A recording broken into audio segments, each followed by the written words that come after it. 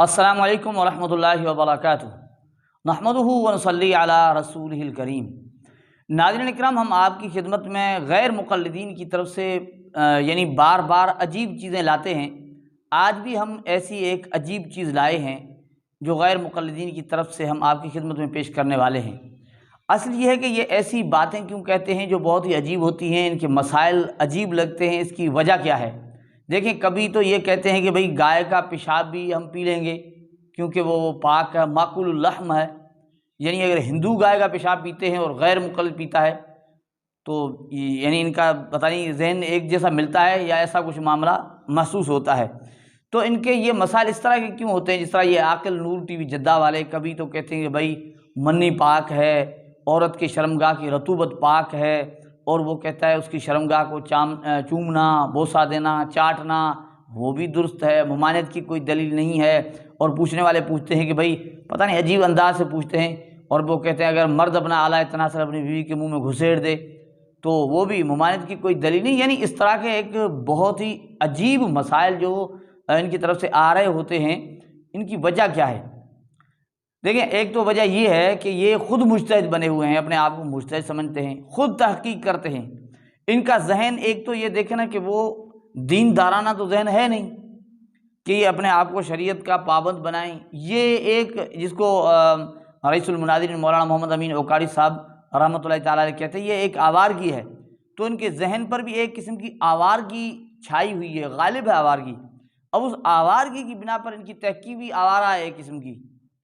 پھر کوئی شریعت کی پابند وہ نہیں ہے، بس وہ جس طرح وہ ان کے ذہن میں جو مفہوم آتا ہے اس کو وہ اختیار کرتے ہیں، اور اسے تحقیق کا نام دے کر قرآن و سنت سے کہتے ہیں یہ ماخوذ ہے۔ تو ناظرین، اس طرح کی ایک اور چیز ہم آپ کی خدمت میں لائے ہیں، آپ سن کر یقیناً حیران ہوں گے۔ اور اس میں دو چیزیں ہمارے سامنے آتے ہیں، اس بات جو ہم پیش کرتے ہیں اسے پہلے آپ کو سمجھا دیں۔ ایک یہ کہ غیر مقلد یہ جو دعویٰ کرتے ہیں کہ ہم سنت پر عمل کرتے ہیں، یعنی رسول اللہ صلی اللہ علیہ وسلم کی سنتوں پر عمل کرتے ہیں اور اس کی ترغیب دیتے ہیں لوگوں کو بھائی سنت کے مطابق زندگی گزاریں، یہ بات بالکل ٹھیک نہیں ہے یا یہ بالکل غلط ہے۔ دوسری بات یہ یعنی جو بات ہم پیش کرنے والے اسے یہ پتہ چلتی ہے غیر مقلد کو سنت کا پتہ تک نہیں ہے کہ سنت ہے کیا چیز۔ اب آپ کہیں گے بھئی آپ نے بیٹھ کر یوں ہی کہہ دیا، اب آپ کے کہنے سے تو کچھ ہوتا نہیں ہے۔ تو اس بات کو سمجھانے کے لیے آپ پہلے اس ویڈیو کلپ کو سن لیں، غیر مقلد کی ویڈیو کلپ کو، تاکہ ہمیں بات سمجھانا آسان ہو جائے۔ تو سن لیجئے کہ غیر مقلد کیا کہہ رہا ہے۔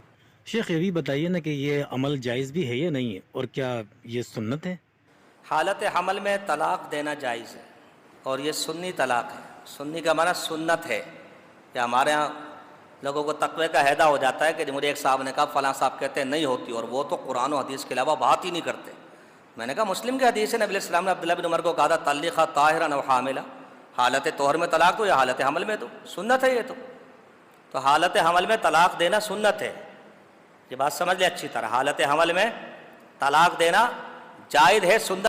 اب ناظرین اکرام، آپ نے سن لیا کہ غیر مقلد جو مسئلہ بتا رہا ہے، ایک تو یہ ان سے پوچھا جا رہا ہے کہ بھئی حاملہ عورت کو طلاق دینا، تو وہ کہتا ہے طلاق تو بالکل دی جاتی ہے، طلاق ہو جاتی ہے، لیکن اسے وہ سنت قرار دیتا ہے کہ حاملہ بیوی کو طلاق دینا سنت ہے۔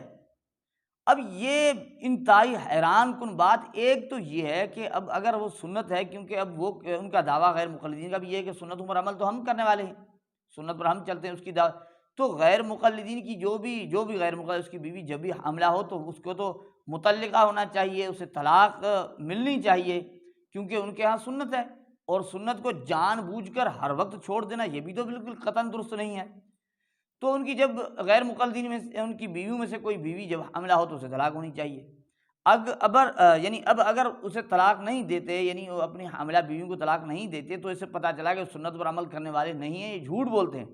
جس چیز کو خود سنت سمجھتے ہیں، خود مانتے ہیں سنت ہے، اور اس پر عمل نہیں کرتے، تو یہ تارک سنت ہے، سنت پر عمل کرنے والے نہیں ہیں۔ دوسری بات یہ کہ وہاں ایک یہ جو حدیث کا وہ حوالہ دے رہے ہیں، اس حدیث میں اجازت کی بات ہے کہ بھئی اگر کوئی طلاق دیتا ہے طلاق ہو جاتی ہے، یعنی اجازت ہے، کوئی دینا چاہتے تو اس پر یعنی کوئی ایسا شریعت کا حکم نہیں ہے۔ حالانکہ طلاق اللہ کو ناپسندیدہ چیز ہے، سنت ناپسندیدہ اللہ کو نہیں ہے۔ دیکھیں کتنی بیوقوفانہ بات ہے۔ تو اس چیز سے یہ پتہ چلا جس چیز میں اجازت تھی، یا یہ کہ یہ ایک چیز واقع ہو جاتی ہے، اس چیز کا اظہار تھا، اس سے یہ سنت سمجھ بیٹھے تو یہ سمجھ میں آئے گا غیر مقلد یہ بھی نہیں جانتا کہ سنت ہے کیا چیز۔ اب وہ لوگ جو دن رات سنت کی بات کرتے ہیں، کہتے ہیں ہم سنت پر عامل ہیں، لوگوں کو سنت پر لا رہے ہیں، انہیں پتہ تک نہیں ہے کہ سنت ہے کیا چیز۔ اب جس گروہ کو، جس ٹولے کو، وہ جو فرقہ جو انگریز کے بعد پیدا ہوا، اب اسے سنت کا پتہ تک نہیں ہے تو وہ سنت پر عمل کیسے کرے گا؟ تو ناظرین، ہم آپ کی خدمت میں اس ویڈیو کے ساتھ ساتھ یہ سمجھانا چاہتے ہیں کہ یہ جو لوگوں کو دھوکہ دیا جاتا ہے کہ ہم سنتوں پر عمل کرتے ہیں، یہ دھوکہ دینے والے خود اتنا بھی نہیں جانتے کہ سنت ہے کیا چیز۔